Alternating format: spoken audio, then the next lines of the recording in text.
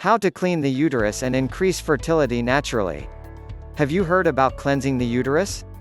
Uterine cleaning is not a common practice among women, and it is necessary to be careful while doing this.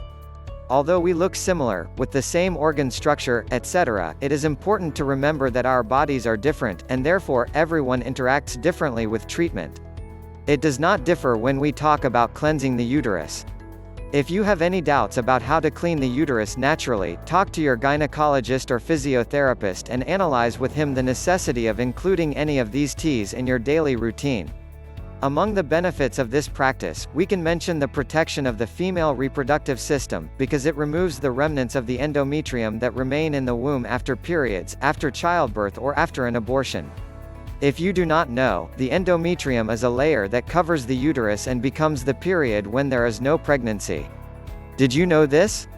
When a woman cleans the lining of the uterus, she can prevent the development of certain diseases and increase the chances of getting pregnant without risk. Besides, this cleansing is a way to improve blood flow in the womb, keeping it stronger and healthier. Learn now 3 recipes for uterine cleansing tea.